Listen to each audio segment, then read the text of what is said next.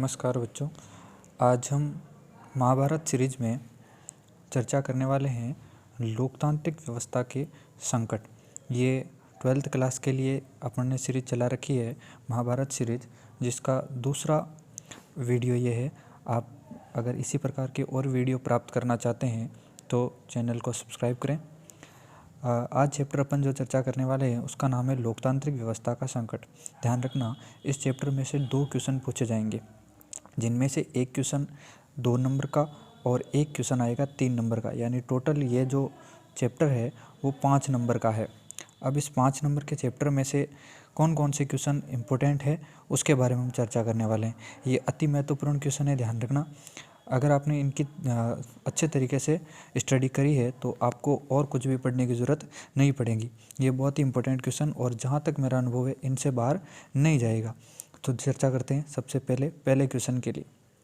संविधान के मूलभूत ढांचे की धारणा का जन्म किस वाद में हुआ और कब हुआ? तो ध्यान रखना, संविधान का जो मूलभूत ढांचा है उसकी सबसे पहले बात की गई थी केशवानंद भारती केस के अंदर, जो कि 1973 के अंदर हुआ था। तो मूलभूत ढांचे का सिद्धांत कब से लागू हुआ है? 1973 में, और इसको लागू करने में जो मेन वाद था उसका नाम था केशवानंद भारती। तो ध्यान रखना, इस वाद में ये कहा गया था कि संविधान में परिवर्तन किया जा सकता है, लेकिन संविधान का जो मूल ढांचा है उसके अंदर कभी भी परिवर्तन नहीं किया जा सकता।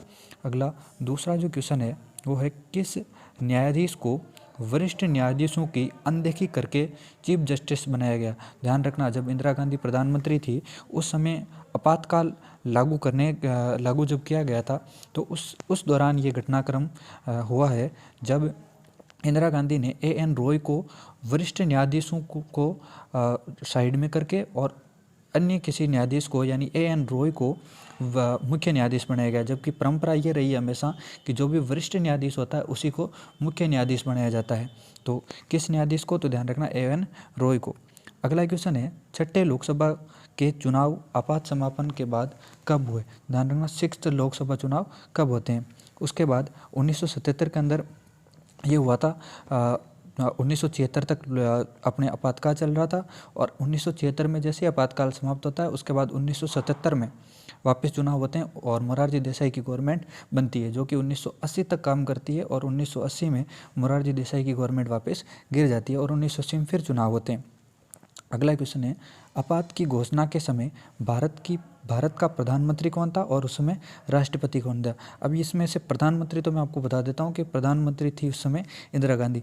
अब आपके लिए सबसे मेन बात यह है, आपको राष्ट्रपति का जो है वो पता करना है, और कमेंट बॉक्स के अंदर आपको इतना हिंट दे देता हूँ, मुस्लिम राष्ट्रपति थे उस समय।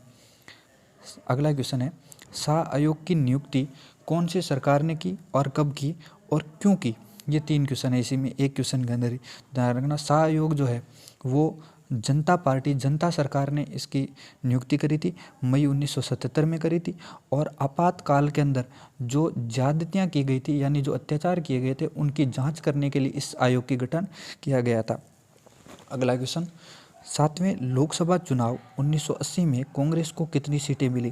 ध्यान रखना, लोकसभा के अंदर इसके बारे में पूछा गया है कि लोकसभा के में कांग्रेस को कितनी सीटें मिली थी 7वें लोकसभा चुनाव के अंदर। क्योंकि 1977 में मोरारजी देसाई की गवर्नमेंट बनी, 3 साल काम कर पाई 2.5 साल के अंदर और वापस गिर गई। 1980 में फिर से चुनाव होते हैं और इस बार इंदिरा गांधी पर वापस जनता ने भरोसा जताया और खूब सीटें उनको दी गई थी। तो ये अगला क्वेश्चन है। फिर नेक्स्ट क्वेश्चन है, प्रथम गैर कांग्रेसी प्रधानमंत्री कौन बने? तो अभी मैंने आपको बताया है, मोरारजी देसाई बने थे जनता पार्टी से 1977 के अंदर, जिनको उस समय 295 सीटें मिली थी। अगला क्वेश्चन, बिहार में आंदोलन किसने चलाया? ध्यान रखना, 2 जगह आंदोलन चले थे उस समय, एक गुजरात के अंदर और एक बिहार के अंदर। जो गुजरात में आंदोलन चलाया था जो मोरारजी देसाई ने चलाया था, और बिहार के अंदर वापस आंदोलन चलाया था। अब आपको इसके बारे में कमेंट करना है। मैं आपको बता देता हूँ कि बिहार में जो आंदोलन जिन्होंने चलाया था उन्होंने समग्र क्रांति का नारा दिया था। अब आपको कमेंट बॉक्स के अंदर इसका आंसर बताना है कि बिहार में आंदोलन किसने चलाया था। अगला क्वेश्चन है, आपातकाल की घोषणा कब की गई थी?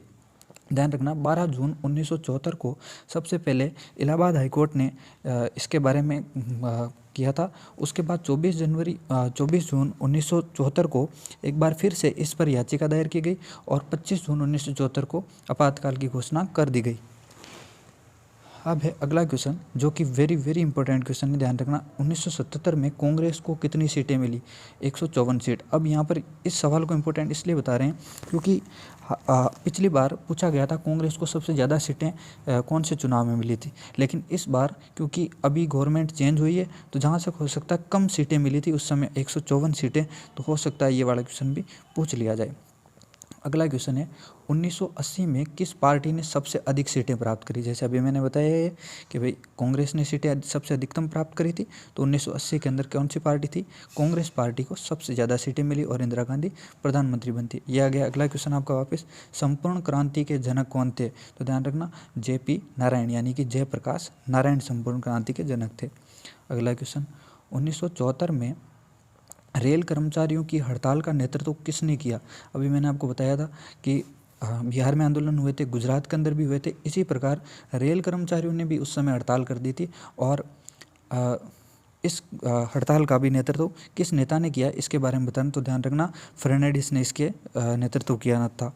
अगला है मिनी कॉन्स्टिट्यूशन यानी कि लघु संविधान कौन से संविधान संशोधन को कहते हैं? तो ध्यान रखना 42वां संविधान संशोधन, इसको मिनी कॉन्स्टिट्यूशन या लघु संविधान कहा जाता है, जो कि 1976 के अंदर हुआ था ये संविधान संशोधन और इंदिरा गांधी ने किया था। इसके अंदर हमारी प्रस्तावना के अंदर भी चेंज किया था और प्रस्तावना में 3 शब्द जोड़े गए थे।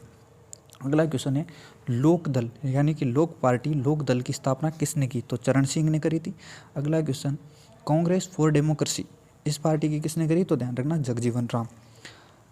अगला क्वेश्चन है आपात कौन से अनुच्छेद के द्वारा लगाया जाता है? तो ध्यान रखना आपातकाल वैसे तो 3 तरीके से लगाया जा सकता है, 352, 356 और 360 के तहत, लेकिन जो राष्ट्रीय आपातकाल है वो 352 के तहत लगता है, राज्यों के अंदर जो आपातकाल है वो 356 के तहत लगता है और वित्तीय आपातकाल 360 के तहत लगता है। हालांकि वित्तीय आपातकाल अभी तक एक बार भी अपने देश में लागू नहीं किया गया है।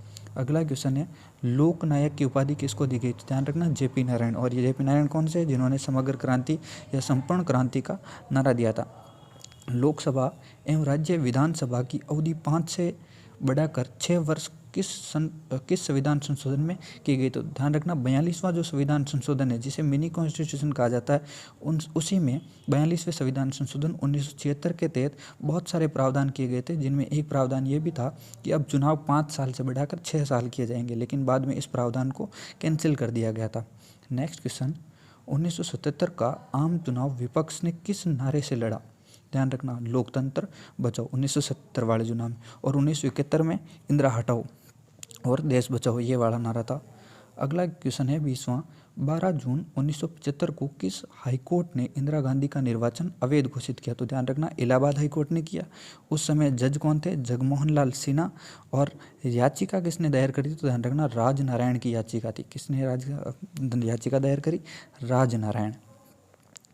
अगला क्वेश्चन 1975 में सेना कर्मचारी और पुलिस का आह्वान किस नेता ने किया? यानी सेना कर्मचारी और पुलिस इन सबको कहा कि हम सबको मिलकर क्या कर देनी चाहिए? हड़ताल कर देनी चाहिए। ध्यान रखना जिन्होंने संपूर्ण क्रांति का नारा दिया वही JP नारायण ने। किस हिंदी लेखक ने लोकतंत्र के दमन के विरोध में अपनी पदवी पद्मश्री लौटा दी? तो ध्यान रखना फणीश्वर नाथ रेणु, जिन्होंने हिंदी में बहुत सारे लेख लिखे हैं। अगला क्वेश्चन है अंतिम 1975 आपात से सबक। 1975 में जो आपातकाल हुआ लगा था उससे क्या क्या सबक मिले? तो ध्यान रखना ये 4 ऑप्शन है।